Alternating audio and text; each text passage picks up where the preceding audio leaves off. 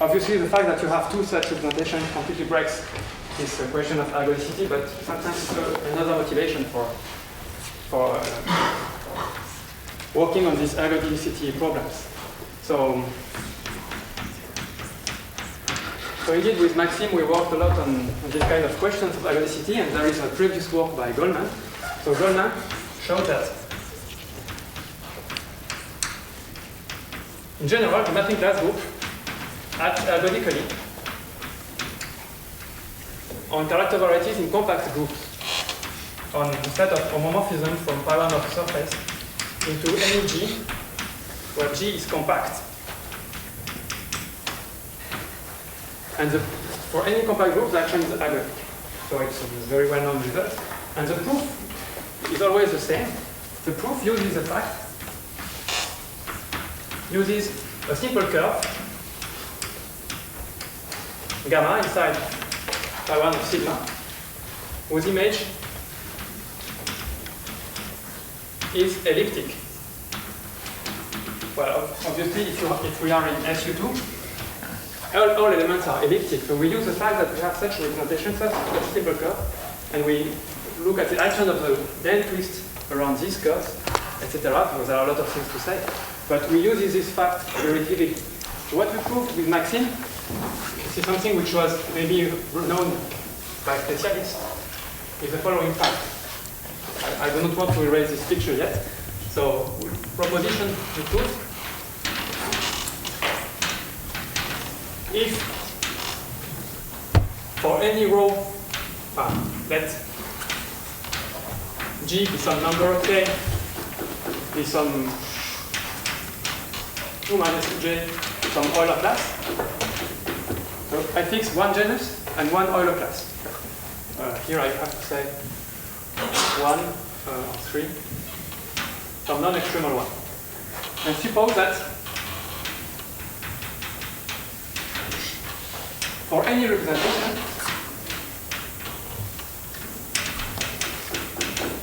in PSL2R, let's say in xk of sigma.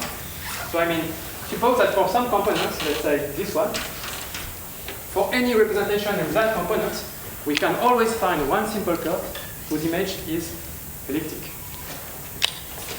There exists a gamma simple curve such that rho of gamma, and say, to be more precise, rho of gamma is less absolute value less than 2. So it's more than just elliptic, it's just non-hyperbolic. So suppose that you can always find such a simple curve for any representation in that class. Then the action is ergodic. Acts ergodically.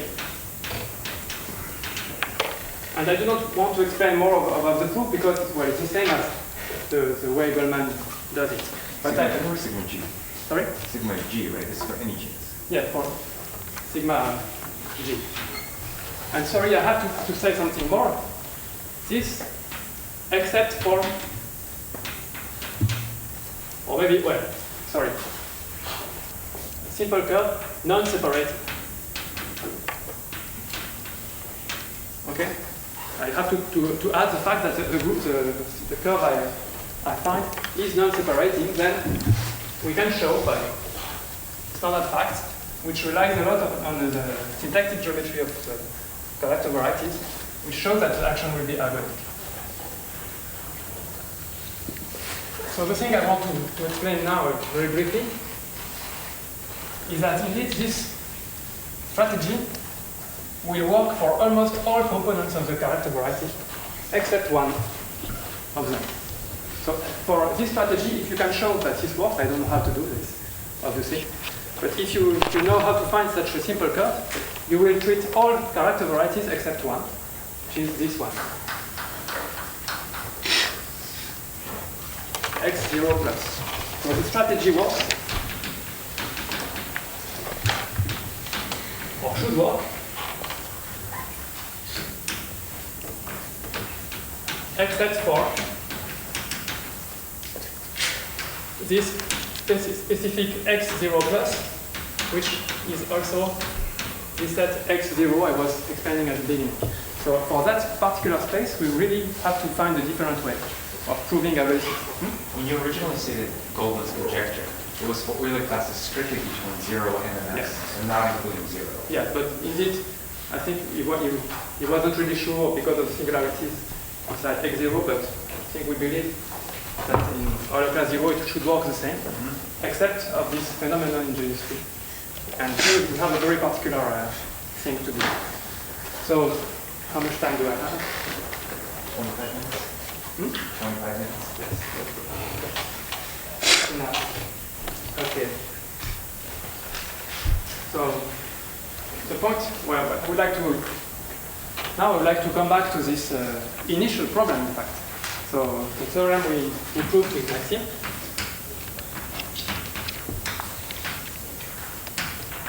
Is that gamma, or B6 of S2, acts indeed ergodically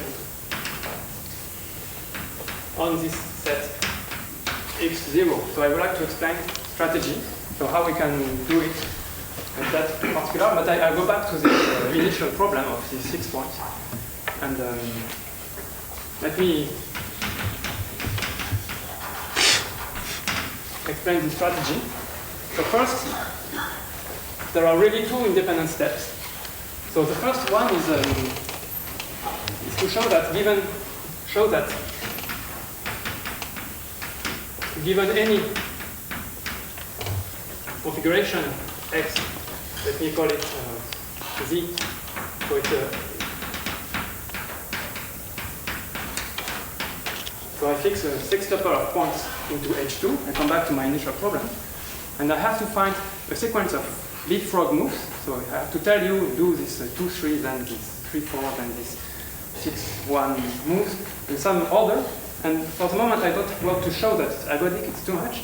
I want to show that I can make all my points converging simultaneously to the same point. Okay? So let me write it mathematically. There is a sequence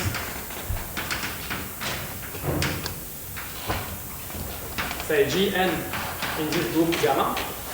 There is a sequence of moves such that Gn acting on Z converges to this xs, which is a singular point. So I mean every point at the same point. So singular configuration. Okay, so this is the first point. This is really the leapfrog game in some sense. And the second one is analyze the neighborhood of xs and the action of gamma around it. So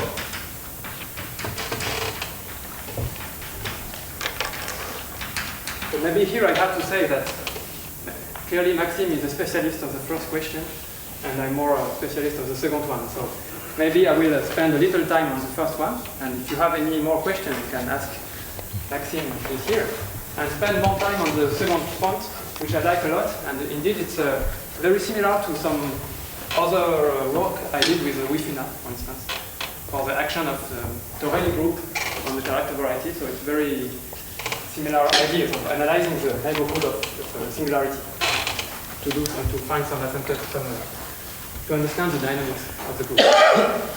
But let me say some words about the first point, just so that such that you have an idea of what kind of things you have to do for showing the first point. So some ideas for point 1. But I will be very brief.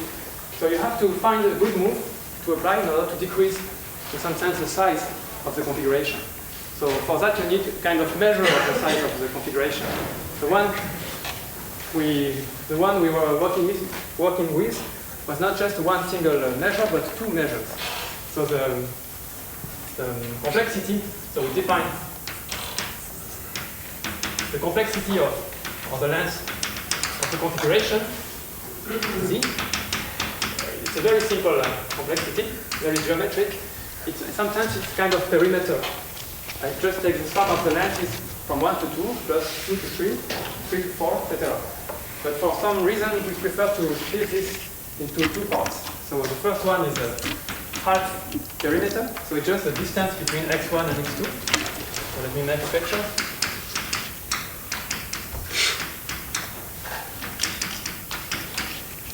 So A is the sum of the distance in orange, and B will be the sum of the distances along 2, 3, 3, 4, 5, 6, and 1. Okay? So 1, 2 plus 3, 4 plus 5, 6. And B is the other one, so x2, x3 plus x6, x1. So this is A and B is a pair of functions on the space X. So A and B are functions from this to R plus. And what is clear is that if you have a sequence of configuration such that the function A and the function B goes to 0, it exactly means that all points converge together. So it's exactly the kind of things we want to show. So the strategy is, you give me a configuration and I tell you one move which either reduces A or B, or do something so that finally A and B will go to 0. So let me give just one move which is simple and the other one you can ask next. So I have maybe to give you a non-trivial configuration of points in x0, because the only one I gave you was a kind of trivial configuration, just all points at the same point. So I don't know if you can find by yourself a non-trivial configuration of points, 6 points, which satisfies this identity.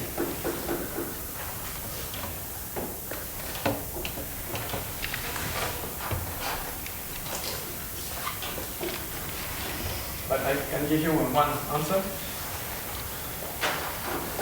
One case is the following. So imagine you have a hyperbolic triangle like that. And let me call P, Q, and R these 3 points. Okay? So it's really a very simple plain hyperbolic geometry. So if I choose one point, say 1 here, I choose 2 so that the distance here is the same as the distance here. Why do I do that? It's just because I want S1, S2 to be equal to SP, SQ. Let me write it in the good.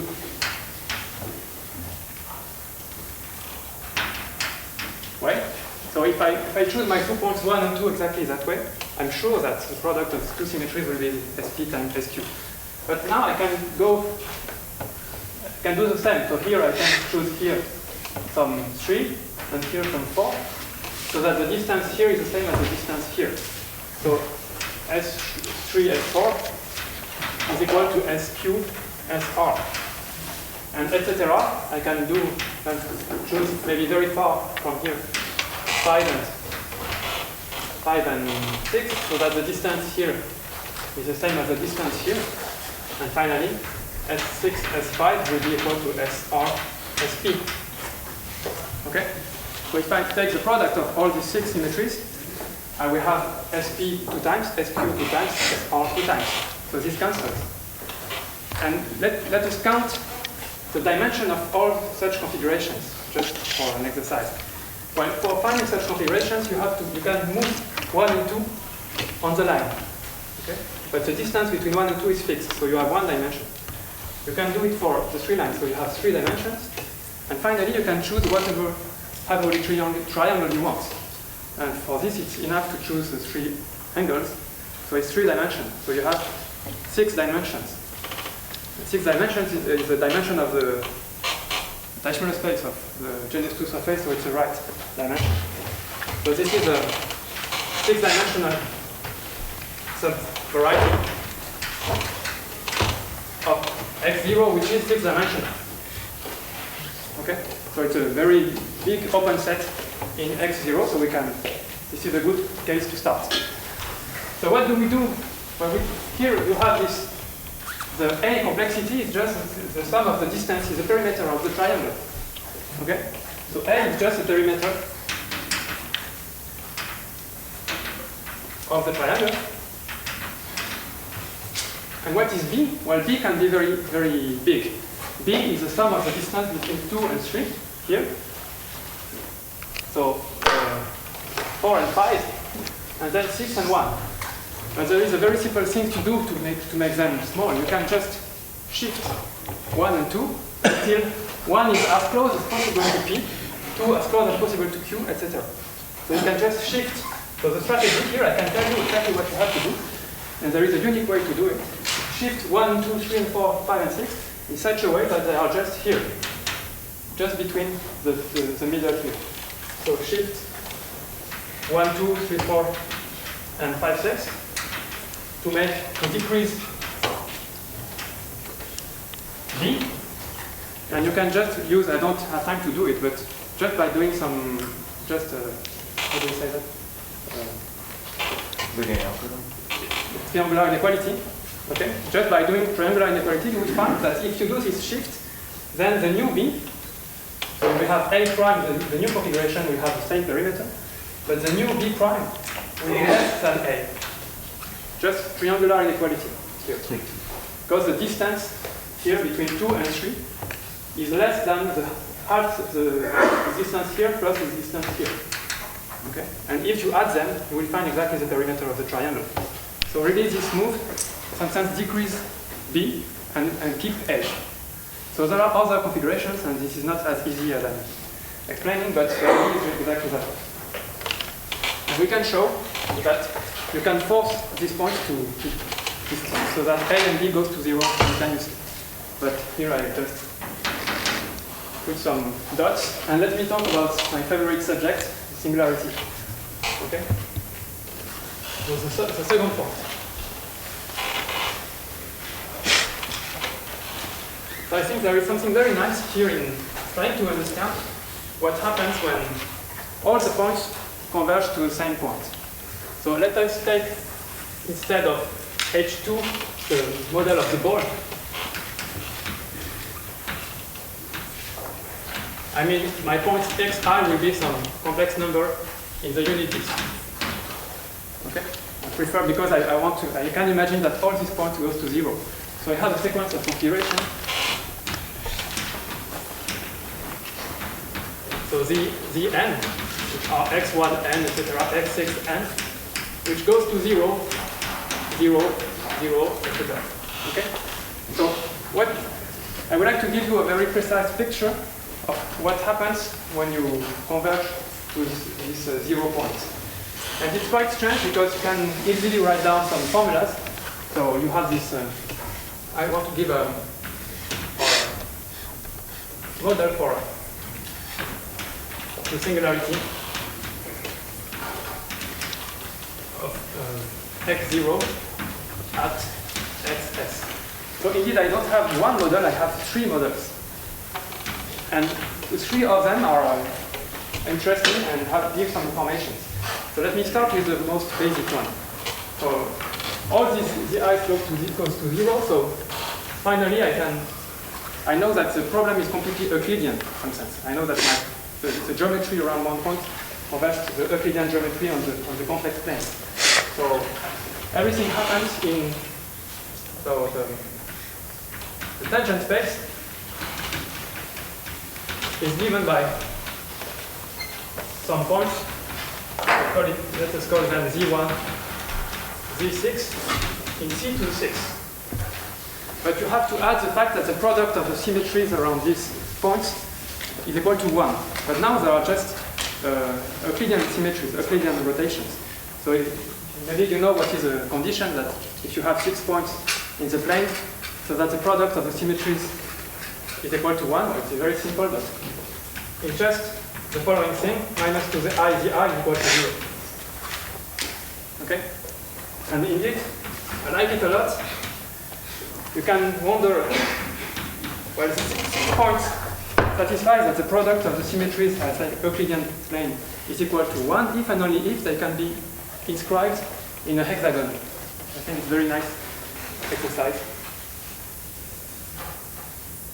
And this is the middle points. So I take an hexagon, and I take all the middle points of this hexagon. I have 6 points. And well, it's easy to see that the product of the symmetries is equal to 1, and indeed it's if and only if. So this equation here, I'm writing, it's exactly the same as saying I have an hexagon and I take the set of middles of this hexagon. So this is one configuration, and obviously and there is some symmetries. So first of all, if I make a translation, it's the same configuration. So I want to kill translations.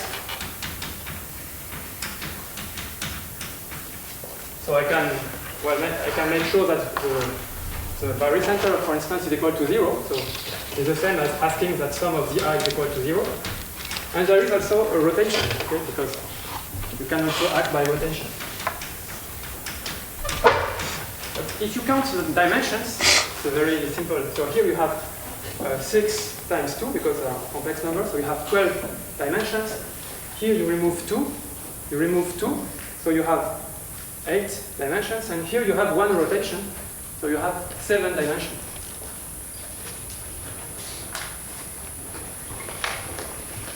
And it's a model for a 6-dimensional space. So scaling? What about scaling? No, you cannot scale them indeed, because the scaling is not an isometry of hyperbolic spaces. No, there is something more interesting here. It is the fact that indeed you have this. Recall that S2, S1, S3, S4, S5, S6 is equal to 1. So this implies that S3, S2, S1 is equal to S6, S5, S4. Am I right? Okay. And this is an equality between traces, between matrices. So I can take the traces. And if you think about it, in hyperbolic space, if you consider the product of 2 pi rotation over 3 points and take the trace, this is obviously an invariant of the triangle. And it is a very famous kind of delta invariant. It has a lot of the triangle, which is related to the famous Héron formula. Well, it's a very nice invariant which allows to compute with the length the area of the triangle. And when the points converge to the same point, this equality has to be satisfied. So you have 6 points which converge to the same point, but the traces always are the same.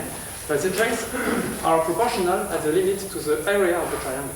So you find that the area of x1, x2, x3 has to be equal to the area of x4, x5, x6.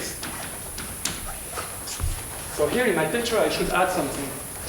Here I have 6 triangles. One here, I have 2 triangles, sorry. This one and the other one. And in my linear space I have to add the fact that these 2 triangles have the same area. And this is a quadratic form indeed. Okay? It's a quadratic relation. So here there is a quadratic cone inside some set T, which is given by this D1, D6, which are satisfying all these things. So the theorem, which is quite simple, but it takes some time to prove, is that there is a neighborhood of xs, which is diffeomorphic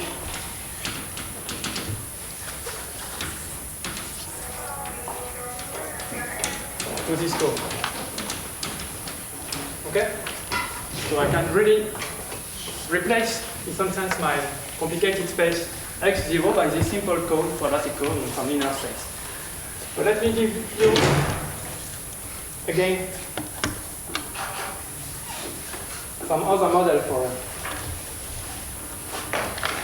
completely different. It looks completely different, but indeed it's exactly the same. So another model.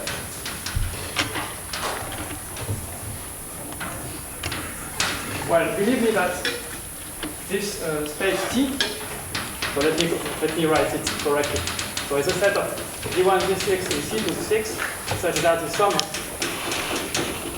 Di is equal to 0 divided by translation. I mean, if I have D1, D6, I can identify it with addition with the same vector. This is indeed, well, I have to be quick here, but it's some kind of homology of the sphere minus the points. So here, each Z1, it's a kind of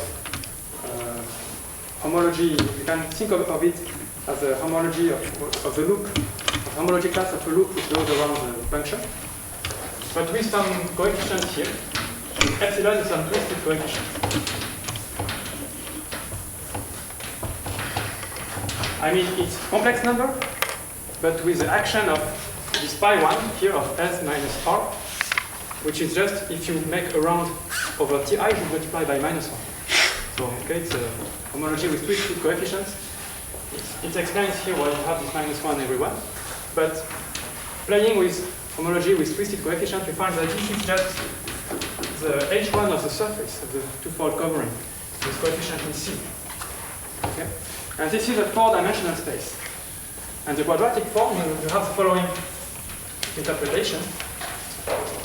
So Q of some complex thing here is just, you take some homology class with complex coefficient, you can take its conjugate here, and you take the cup product of these two, because here you have this symplectic intersection form in H1, and you take the imaginary part.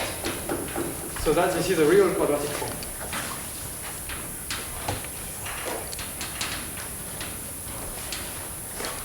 Okay? And indeed, it's exactly the same. Okay, it's again here to go from one model to the other one, but this is in some sense much more geometric. So in 1 minute, let me explain what is the strategy now for proving ergodicity.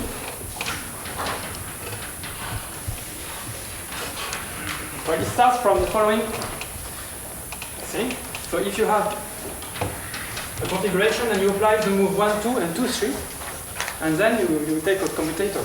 So L1, 2, -1, L2, 3, -1, and act on some sextuple of points. What happens? Well, I can give you two different explanations of this move. One of them will be very related to the first model and the other one to the second model. So, indeed, it will be the following thing. I'll apply some map to the 3 first points, and I do not change the other one. And S, so I'm sorry, I'm not sure about the order, but the idea is here. So I have these 6 points, for them 1, 2, 3, and 4, 5, 6, and consider the product of these 3 symmetries here. And imagine, if you are lucky, that it's a rotation over some points here. So this is a transformation S. Okay? And imagine, if you are lucky, that S is an irrational rotation. Okay? So what does it mean? It means that just by applying a sequence of moves, so this commutator here, you can take this fixed, these 3 points are fixed, but these 3 points, 1 and 2 and 3, you can rotate them around this point. And because it's irrational rotation, you can rotate it however you want. Okay, so you have a full circle of directions. So indeed, this is a kind of invariant circle in this space x0. So the idea is that we consider one definition and I finish. So I consider here the vector, this is a distribution in this space x0. I consider all directions I can follow by doing such moves. Okay? So this is a set of, at some point rho is a set of derivatives of vector fields x rho, which are derivatives such rotations.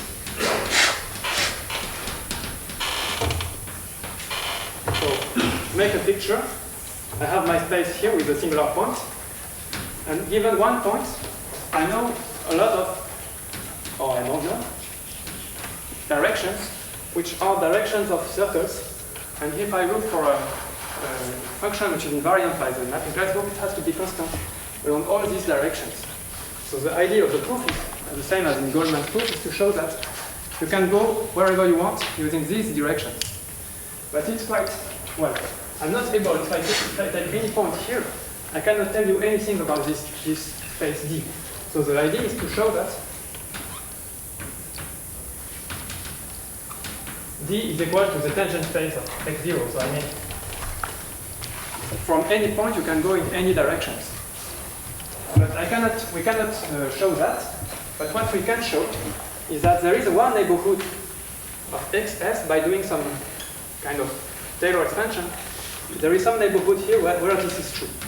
And for that, we use this model here in the homology of the surface. So here we know that close enough to the singular point, we can go in any directions. But we also show that wherever we are in this configuration space, you can find a sequence of moves which converge to this singular point. But this distribution, just by definition, is invariant by the mapping class group. So if it has full dimension, it will be the same in any point in the character variety. So this is really a proof of the fact that D is equal to T x0 by these two steps. And finally, well, the proof is and this proves the abelian. Well, I think I should